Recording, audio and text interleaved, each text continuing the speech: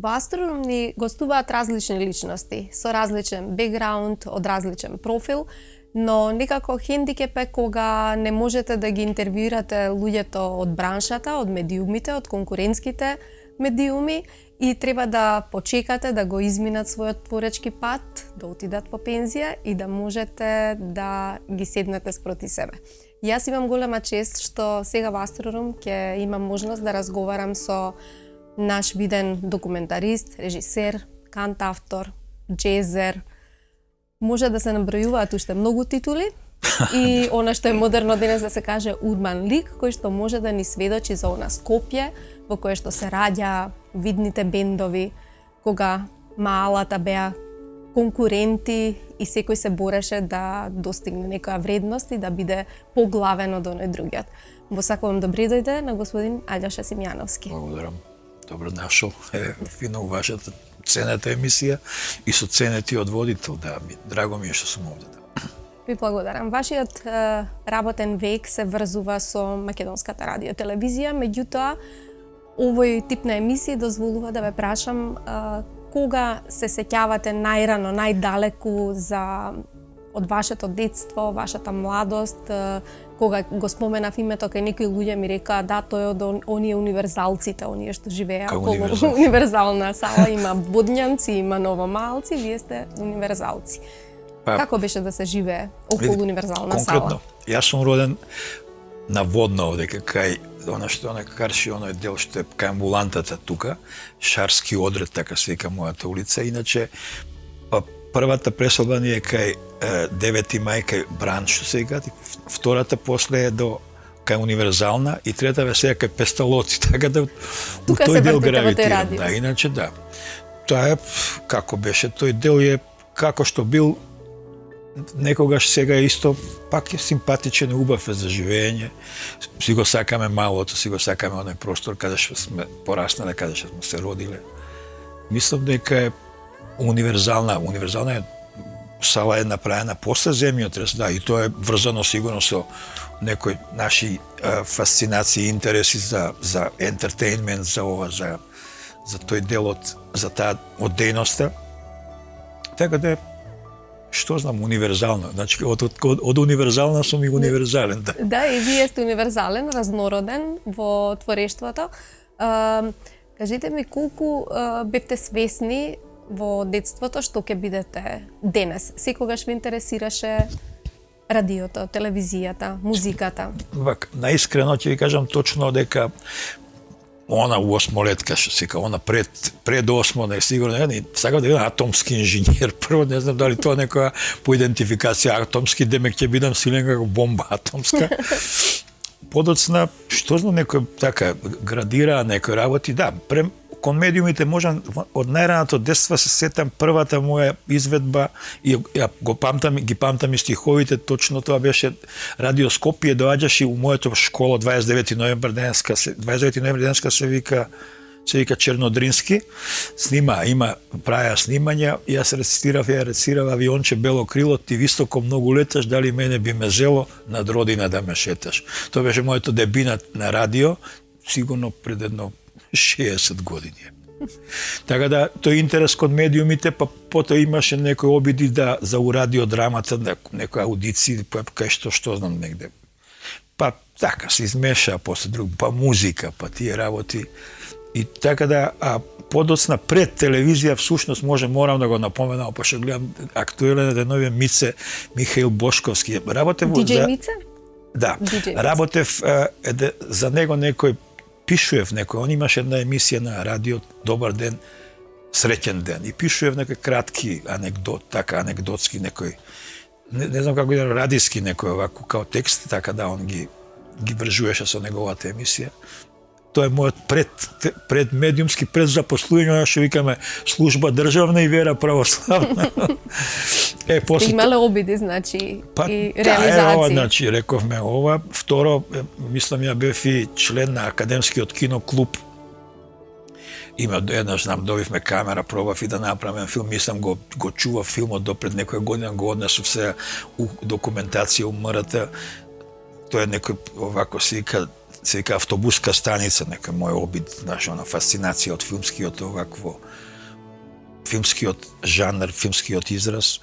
И така, се испреплетуваат работите и мислам дека едно со друго се негде у некоја врска се сите тие работи заедно и на крај завршува со 1978 година. Јас сум 15 април во Македонската радио телевизија, прва задача помошник по режија, асистент по режија на серијата Курирот на Гоце. Режија беше Благо Андреев. Јас мислам некој уште еден имаше помошник од кого доста учевме, знаете, ние така школите ги проаѓавме. 6 епизоди, да, 6 епизоди, значи подготовки, 15 јуни терен, како ги памтам, сега како врегувам овие години, да, 15 јуни идеме Берова 1 месец, Битола 10 дена и 1 месец снимање у Отешево, да. Тоа е дебито мој како помошник по режија. И така работев. Од тогаш па наваму, колку единици се заведени дека сте ги направиле за националниот сервис? Вака во биографиите што ги праќам, тоа се биографии која конкурирам за некој простор, а иначе да, тоа не било работа. Од 2500 до 3000 единици мислам дека сум ги потпишал како асистент и како режисер и како реализатор, како би се и како сценарист пуно и како, значи негде околу 3000 да заокружиме, ни моја ни твоја што е. Значи архивата на МТВ сериозно збогатена со низ вашиот работен процес. Не треба тоа да се прави, тоа ни беше работа нас уствари. Знаете како е, на пример, едно време кога влего сериозно и у документарниот жанр, идеш 3 дена снимање, 3 дена монтажа, 1 ден шумови, музика, и не го гледаш филмот, идеш у петок, субота идеш на друго снимање. Таков ни беше таа динамика на производството и бевме дел од еден многу сложен и многу важен систем. Тоа и со силни перформанси, тоа беше Југословенската радио телевизија, каде што стандардите беа стварно високи, например. Знаете, гледалиштето е, се слушам за некој овакво цифри овде гледаност на наши проекти, филмови, нели. Ја ќе ви кажам за мојот прв игран телеплей, или тоа е Пикасо, според Росиевата скала или према анализите што се на Југословенската радио телевизија, пошто иду 6 овакво 6 студија, негде 2,5 милиона има у првото гледање без овакво, да. Така да може замислите, тоа се веќе дегутантно е да се споредуваат бројките. Не, да, не може географски, веќе немерливо. Немерливо е, да, и у принцип, али стандардите се високи, инерцијата силна уште и битна е перформансите ги стекнавме уствари и у тој систем, мислам перформансите како кадар, како тоа се беа наши кадри телевизиски кои што Олимпијадата 84 година, отварањето на Олимпијадата го направи Македонската радио телевизија со сопствен кадар, со сопствени, се сеќам подготовките, баш се сеќам починатиот покојниот колега Скендер Кули, како ги имаше разработено тлоцрти, како ги викаат на хокеј, утакмиците овие, имаше комплетна анализи. Така да, зборот ми е, работен му еден систем што е многу студиозен. Студиозен и да, високи сериозен перформанси, да, стандарди, членови на Европската радиодифузија. Така учевме, да, така се учева. Меѓавид денес се вели МТВ школа?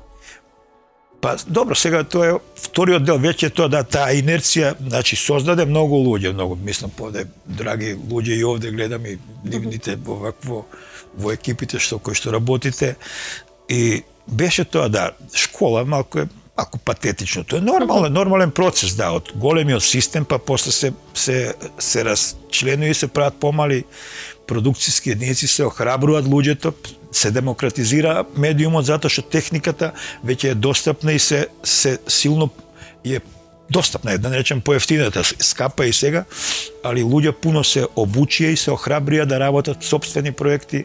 Повторно ќе ве вратам на почетоците, да ја фатиме и музиката. Бидејќи ви сте биле сведоци на формирање на бендови, на градење на повторно на тој денес изгледа како мит за извориштето на македонскиот рок-н-рол. Живо сте ги следеле, иако самите своите пориви ги искажувате најмногу во джезот. Да, првата фаза, нормална канта, авторската фаза, тоа е, ја бев една година во програмот Канада World Youth, во Канада и во Америка и некако, знаете, она може и природно допир до, например, до тие, отприлика, автори изведувачи, кај што беа Джеймс Тейлор, Кет Стивенс, Џон Баес или Џони Мичел, Кетлин Нуген, која беше у мојата група, тогаш од неја уште ги чувам, што ми ги напиша зборовите за Fire and Rain од Джеймс Тейлор песма и хармонската прогресија. Така да, малку сватив дека има еден друг тип на пристап на овако, да, исто, нормално сум се охрабрил најверојатно тоа, дека гледам тие автори веќе изразуваат некаков, со текстот веќе водат некој диалог со времето, со стварност. Боб Дилан или тие сите песми тогаш ги си бињавме, се сеќам у Торонто у еден кафе бар, една или два вечера настапував неделно за чисто од топ листа песмите. Лобо, Боб Дилан, рековме, нели, Кет Стивенс и така. Мој први. Се охрабривме и овдека, нели, се вративме и ја направив една група, тоа беше во слободно време. Васија Ивановски ни беше као продуцент, снимивме една песма со Сашо и со Милан. Тоа се мој школски од гимназија генерација. Подоцна пробав да направив една група што се викаше Разбој. Разбој беше групата, првата акустична група, Мики Јовановски Џафер, Мате бас, ја и нормално ни помагаше Мики Петковски, ни помагаше брат му Јово, свиреше бас, да, и тоа снимивме една-две песми, се сеќам Љубовта е остров, кај нема војни, Коки Димушевски тогаш прв пат го купи тој мини мук и он влезе со една фина една линија, оваква. Таа е првата песма као Разбој. Разбој снимивме уште една насмевка, се сеќам, па Мики отиде у војска и така да. Понатака продолжив како кантаутор. Немавте формално музичко образование, одевте во музичко училиште или? Имав пред земјотресот имав формално часови по музика кај еден професор кој што се крши пионерски дом у таа куќа. Професор некој грк беше, не можам да се сетам, тој е до земјотрес. Татко ми многу сакаше армоника да свирам и армоника ми купија и овакво. И човекот свираше прво. Пионерскиот дом Карпош исто таму се изучувал. Тоа е све подоцна тие курсеви, ова е многу рано.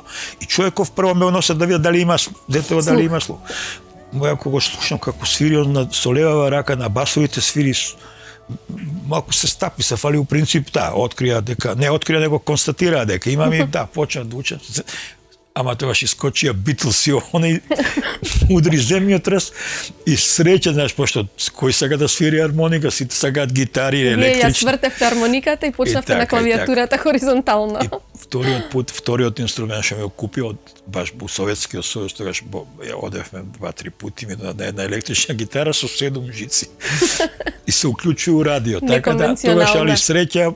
Сега го несреќа, викам, за земјотресот, што направив некој тип на се прешалтуе, значи, на гитари, да. Од народњаци во забавна музика? Не беа тоа народњаци, баш класичен репертуар, ова учев, и тоа доста сериозна вакво, и со нотација, со све комплетно. Имале база добра, да. Па се надевам, да, пошто и до мене беше музичкото школа, например, али нема многу желба да така да се да идам многу у школа, сакаме повеќе да забавljаме, сакаме да играме фудбал уствари во тоа време, да. Да. Така. Или кошарка, или фудбал, музика, кошарка редовно? Не баш, али ја го пробав, али повеќе. Предиспозиции, да. Така да тоа беше тој дел и почнаме со тие авторски некои обиди. првата песма нормално у студио кај нас се снимена, среќата е во обичните нешта, Славе Димитров ми беше продуцент, знаете како тогаш не пропушта, по една песма годишно можеш да снимиш, што среќата е во обичните нешта исто, таму ми е со делот од оркестарот, мислам дека Шуте, Коки, нешто ми помогна, потоа градот во кој што сум роден со Боби Мицев, он напреден убав аранжман, потоа Долго те нема, таа една мојата омилена песма и мојата ќерка Јана и ден денеска вика, ова ти е вика далеку најискрената песма, Долго те нема, таа исто студио снимена, така после се појавија нели Јаков, Јаков е малку помладо, не па Джокси, па Љубат се едни убави песми. И таа беше таа генерација кантавтори. И сето тоа ме држеше сигурно. Тоа беше манир на времето, на ниво на цела Југославија беше кантавторството. Како не, хит? па мојата на пример прва песма Насмев, која што ја спомнав за Соразбој, тогаш имаше Драго Млинарец, имаше у Загреб една песма, значи ама 5 години пред тоа, сам сите песми ги знаеме на памет. Осмех се вика Драго Млинарец и група 220. И имаше и тогаш имаше такви пројави, да, беа интересни тие. Толку многу филмови, документарци за македонската телевизија и конечно еве на средина на разговорот да го кажам и директниот повод за ова ваше гостување. Има многу поводи, се разбира, што вие сте сега во една фаза на промоција на вашиот филм Джезмен. Значи форма како глагол посветено на еден наш човек, така се тие интересни луѓе во сенка кои што се многу виновни за постоењето на Скопскиот джез фестивал, односно за многу уметници кои што дошле овде. Тоа е Велибор Педерски, Попе, му е трекарот, Попе, сите го знаат. Сите сме слушале за него, ретко кои од помладиве генерации имале шанса да го видат и вие му посветувате цел еден филм. Бевте на терен, го снимавте, 10 денови. Кажете ни за ова искуство, дали требаше да поминете толкав пат, толкаво искуство, еве, велите самите редовна работа, за да речете дека еве ќе направам еден омаш или на човек. Да, многу е битно прво да чистиме у старт. Овој филм не е само за Попе, тоа е филм кој што има 3 нивоа. Филмот е life story на Велибор или Попе. Попе исто беше дел од тоа друштво што го испомна Мики, па така овој Владко, како се вика Гаро, и он тој дел од тоа друштво, продуцент, професор, да, значи ќе кажеме што е него, што е у принцип таа еден од нивоата на филмот, е дека Велибор ги обединува сите овие 3 теми на филмот. Втората тема на филмот е формата као глагол и она како се вика таа креирање на тензични некои тензични мотиви како се слеваат у едно, уствари тоа е формата, ја третираат као глагол музичарите, уствари, врвните уметници. Врвните секој уметник, уствари. И третата е... А содржината како именка, предпоставувам. Да, а третата тема е влијанието на новите технологии и и музиката. И кај тој новите концепти на уметност што во што се трансформира музиката. Така да е тоа, значи, тој филм така ги обединува тие 3 работи, али нормално не обединува секој пат ликот на Велибор, затоа што Велибор е една извонредно податлива ваква една личност за баш за ваков тип проект, пошто нели како што рековте, booking agent. Прво потоа е како се предаваш во New School е у категорија на Беркли у Њујорк, 13 години таму предава, потоа е 15 албума има сега, он има неговиот концепт последен што е интересен. Така да е тоа една одлична раскошна личност. Раскошна личност и за нас тамам за ова да сите работи и ние што ги имаме да ги кажеме, да. Така да филмот не е само омаш или како што викаме филм за личност, него филм низ личноста за джезот како феномен, како многу интересно кои личности се провлекуваат низ филмот. Имате изјави од многумина, сакам да кажам, видни, важни за темата? Вака, ние темата како што ја развивавме, на пример, Велибор овде предавал овде, работил у Екран, па бил у Белград, у тоа студио ноќни програм, па бил. Значи така идевме по таа линија она што се случило со Велибор и хронолошки сте. Хронолошки, да, на пример овде ги интервјуравме неговите уредници од Екран, од утрински за кој пишуваше во Белград, која го интервјуравме, во Софија го интервјуравме Милчо Левиев, пијанистот, на кој што Велибор на Велибор му потпишал една плоча во Хак 1980 година и ние со тоа го снимивме во Њујорк и му го покажавме, човекот се одушеви се. И имавме и зашо повод да отидеме да го снимеме Милчо Ливиев да го ставиме филмот. Значи мора да се најде некоја и драматуршка врска, знаеш, меѓу овие сите. А иначе тие што се другите џезери, тоа се Реджи Воркман, Реджи Николсон, кој што е негов личен пријател, баш и до Реджи Воркман, исто Ньюсхул предавач, потоа Брендон Рос, Дейв Хазелман, Ел Хайнс, тоа се све луѓе со кои што Велибор комуницира и како прво ги букирал, па сега веќе и прави проекти. Нормално се говори Владко Стефановски внатре. Владко и Велибор се генерација, отприлike они у иста школа учеле и Владко го интервјуиравме, така да тоа е таа една, што знам, мислам, ни даде шанса тој концепт да, мислам, тој контекст да ги прашаме овие луѓе и нормално своите работи да ги објасниме за џезот како методологија, како поставка, како уметност која е уствари културен експорт, најголем американски, ја викам, не е свирењето, него баш како постапка, наше ослободува музиката од тие совршени форми на хармонската прогресија. Еден став што се провлекува у филмот, да.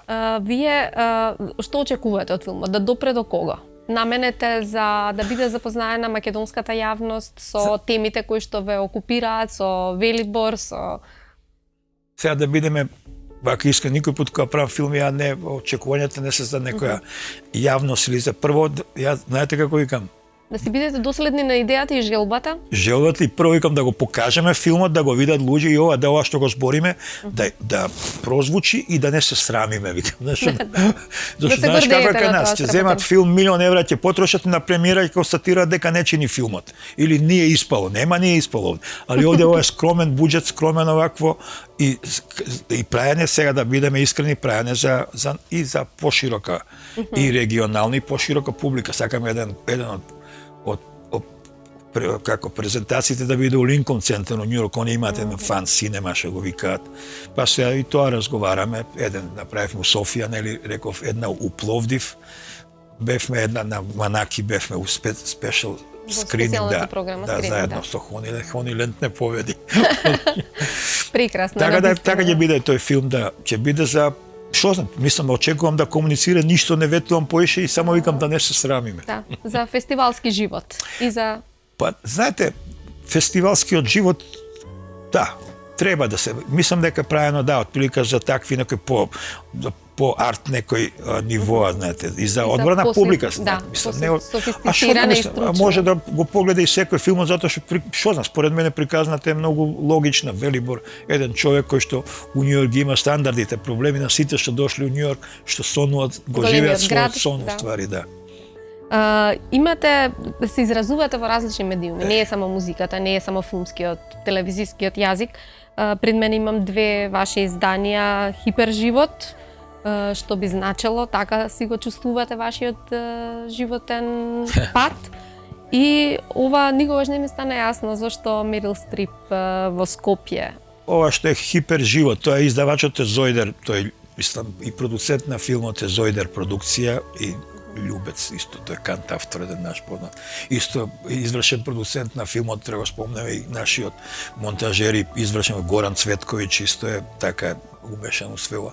Хиперживот е една книга која што обединува многу текстови кои што ја пишев, јас сум по основно публицист сте вие за по образование сум професор по југословенска книжевност, под Б македонски јазик, Блаже Коневски ми бил директно професор, Димитар Митрев, Ганен, значи таа генерација, и под се словенечки јазик, добро. И у принцип, не знам, пишењето ми е, што знам, и така нешто осетив потреба него. Знаете како е, ми е има еден период у живот кога човек чувствува некоја енергија, да некои работи вака, да не ги потрошиме у што викаат у кафеански муабети, у берберница, можеме некои работи, ако можеме да обединиме како текст, ќе остане како некој документ. Таа е првата книга, рецензент ми е Петре Бакевски, рецензент е Димитар Мирчев и на втората Димитар Мирчев. А тама на првата книга пише у позадината дека еден обид мој да се доживее животот као естетски феномен, тоа е таа ничеанска некоја заложба, да го живее животот така, да бидеш увек активен у суштина. Мислам активен, креативен. Креативно активен, не у патетична смисла, него да. Но како и сите горди скопјани, си го негувате скопскиот говор? Па, знаете што, зашто спомна Блаже Конјавски ми беше професор. Ја никој пат не треба се бега од тоа тие нијанси на говор. Скопскиот говор или до Ниш на пример се овие од Ниш почина се губат наставките, у падежните наставки. А доле овде како идеме према Врање се двата говора, јужно-српскиот и северно-македонскиот се Фузија.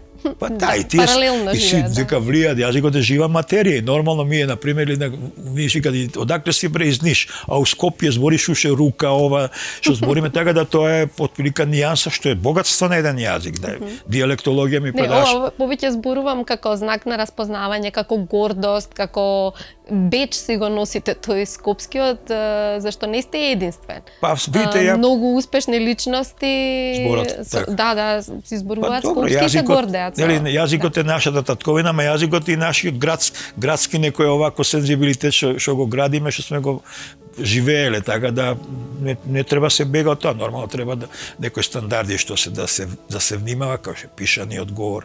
На пример, ја у сите тие книги 300, 400, 500 колумните има лектор, ти можеш ти у наводници да ставиш некој жаргон, скопски или што викаме она или ова, али у принцип е го штитите стандардниот. Па не го штитам ја, него самиот јазикот се така штити толку е моќен, така треба, да. Дали сметате дека овој богат живот и приватен и професионален и вака живење со полни гради, грабање напред е проследен достоинствено и со награди, и со одликување, и со признанија? Дали ве следат тие? Па, видите, не знам дали 90 некои материјали може да го видовте дека 92 година добив голема, ја пошто освен за телевизија работев и за Вардар филм. Мојот првенец голем е за Вардар филм 91 уствари 92 добив награда голема на Краков, бронзен змај на Краков, филмски фестивал од прва категорија и не бев свесен што сум добил, се сеќам. Бевме у Краков нормално и Чарли се викаше, филмот се викаше Сестри. Истиот филм доби следната година у Токио добив награда исто за него. Потоа имаше пуно филмови што овде ги добивавме некој Долина на светци, па добивавме некој така, али дали значат наградите, нели едно прашање што се секако дека е. Абе никој пат не сум имал, нели збориме дека не сум имал време тоа да го водам како пиар, како од филмот да правам некој мит нешто, него свет сваќав како обврска ми имавме и оделение кое што требаше да ги проследува. Знаете како кај нас некои ќе ги пропуштат по фестивали, некои ќе ги чуваме како што ги чуваме, добро среќа. Така да интересно е што се обидуваме на и овој филм е се веќе у конкуренција на неколку ќе видиме кај ќе води, пошто има една дужина што не е баш, ама има пуно фестивали кои што не одредуваат колку треба да биде трајањето на филмот, сакаат подугачки филмови, презентации, али наградите што не разбирам. Не разбирам кој тип награда овде, локално мислите награда? Не, воопшто, дали мислите дека доволен број награди добивте за она што го остваривте? Дали некогаш ви беше жал дека не бил препознаен некој филм, некој проект? Никој пат не сум жалел за тоа, баш затоа што баш она што вика Велибор у својот тамо некој стейтмент, вика, ја го живеам својот сон, мене ми е работата сушност доволна што поголема награда од тоа, знаете да живееш она преска што спомнав дека Ничанското, да го доживееш животот кој естетски феномен. Увек се занимаваш со она што го сакаш и кој е поголема награда од тоа, кој би се родил повторно, тоа би сакал да биде, така да биде, да. Како велат за секој успешен маж стои успешна жена, но би рекле и семејство цело. Во таа смисла некој ве наследи, ќе ве наследи, препознавате? У моето семејство, знаете, у едно семејство еден може да се занимава со умето, другите други патат. Кај мене да. Па не баш, не патат, али у принцип сите се така се многу конкретни, знаеш, се занимава со економија, со пари, со екзактни работи. Правници, да, имам две ќерки која што едната е економист дипломиран, беше банкар, па сега е приватен голем бизнис, водат нешто, па едната е правник, исто е адвокат со адвокатски. И внука имам мала која што сега почиња баш од неа дознав дека Let It Go, оваа Дина Мендес што е пишала за Disney, да, Frozen. 2 милиарди има посети на овакво. И сега сакам, неќам она ја свирам. Ја станувам и ја научи се што да правам. Морам да освирам, воопшто не е лесна песма. Влегувате во нов жанр сега. Нов жанр, ама тоа е, гледам дека и многу сериозно е како е направено тие како Моана, нели има 2-3 филма. Сегаш Диснеевите цртани. Диснеевите, да, ама музиката што е направена е високо професионална и е многу е продукцијски е скоро тешко да се повтори така, да, многу добро. Така, ама тоа ми е занимливо. Нови инспирации, нови порти ви отвара внуката. Нормално, порано ја свирам кога заоѓа сонце да тие ги свирам. Од порано ги знам на памет, да. Многу убаво. Така. Дали имате нешто известно, нешто ново, бидејќи да ве прашам, се завршиле книжевност, претпоставувам дека читањето ви е иманентно, нешто ново да сте прочитале, нешто ново да ве одушевило. Знаете што имаше, да. Имаше нели Рошко ли се викаше или некој добро Жижек да не го споменувам, имаше не Зоран Рошко да загребски некој дали беше публицист. Он вика за таа дека е случајноста Снајпер има еден наслов одличен негде не знам у 2000 година го прочит. Знаете сега све ви е на дофат. Читам нонстоп, ама не читам, дајте она седнам книга да читам, него отвараш на пример овој недоглед од у интернет кај што ќе ме одведе на пример, да, и пуно работи ќе ги вратиме, ќе ги пополниме у меморијата. Кога беше, како се појави 100 години, кога вчера се слави 100 години од Фелини, 111, пак отвараш Фелини, гледаш комплетната био него или се појави што се појави, така да работите нон-стоп, све читаме нон-стоп, само не на оној начин класичен, пошто сметам дека нели спомнав дека концептите на овој тип литература и на се као да овие визуелни медиуми ги надвладеа и така да кај мене тоа споро темпо може да прочитам кратко како викаат, како синопсис или нешто, али цела книга ко порано 700 страни Толстој да читаш. Не е времето такво, да. И у кои 700 страни има 400 страни опис на ликовите. А сега опис на ликовите у еден кастинг обичен ќе одберат Мерил Стрип и оваја. Значи тие сите ги прескакаме, тие работи со овој тип на медиуми, овој тип на спознание. Не знам дали е задоволен одговорот. Да, имате многу да зборувате, многу сте направиле, но што е најважно, се уште правите. Не зборуваме само за минато време, туку за актуелна тема, имате нов филм, а ќе ве прашам, има ли нешто што не сте го оствариле, што ви е жал, што не се случило, што... Па добре, има како нема, не, апропо нели филмов. Ми у филмов имавме убави, значи ја 1-2 години идев поред. Ја идам многу пати у Њујорк, 2 години работев со Велибор и се среќававме 1 година со екипа, значи ова прошлата која беше предпрошло уствари. И имаме да сопругата моја роднини живеат, ми се ми ушпицани помагаа као локейшн менеджери, као вакво и се они у таа дејност и да го обезбедиме, да сакав да го имам у филмов, да го имаме и Вуди Ален, да одговори на овие 3 прашања. Формата кој глагол, неговиот интерес за джез. Него тука не гледа книгава до нас. Интерес за джез. И некако, ете, нашата таа роднина успеа да направи некој контакт со негов најдобар другар кој што е другар само у друга дејност е газда е на некој болниц, некој тако, некој голем овакво и ние едно стигнавте до и он да, он негде мислам дали 86-та живее, ние медисно сме на 90-та, многу близко бевме и успеа она, пошто договорот траеше едно 4, ние требаше првиот ден да го договоривме, ама ние веќе следниот ден треба да идеме за преку еден ден. Тоа ми е многу криво, затоа што ќе го а истиот разговор ќе го направевме за формата као глагол или за евентуално за джезот као вистинскиот човек, за неговиот кларинет и токму за неговите така и неговата форми изрази. Да. Јас мислам дека ова барем малку ќе ви го компензира, ќе пополни дупката да уживате во книгата Непокорниот живот на Вуди Ален и да ви посакам зашто да не овој филм трпи да има и продолжитоци, зашто тоа е не може никогаш да раскажете се за ниту за джезот, ниту пак за формата како глагол, тоа алудира на дејствие и еден од проектите што ги спремам и работаме баш Рахманинов се вика Опус чега како беше, пак е за еден джез пианист, да не откривам. Тоа го работам сценарио дугачко, да, тука исто имам така фина една соработка со професор Грбевски, на младиве сите го знаат. Професорот по монтажа, да. Да. Ние сме и пријатели овака и соработуваме и на план на на идеи разговараме. И тоа е еден филм што така се провлекува, веќе има 30 сцени, ама го работам 5 години, дугачко ги работам тие работи, али се работи за джез пианист, еден нормално кој што и неговата лайф стори. Јас многу ви благодарам за овој разговор и со каква енергија работите, претпоставам дека ќе имаме можност и друг пат да разговараме за новите дела, новите филмови, да присуствуваме на промоција и на овој филм и на следните. Сега пут на располагање за вакви пријатни разговори, со вистински прашања. Благодарам многу.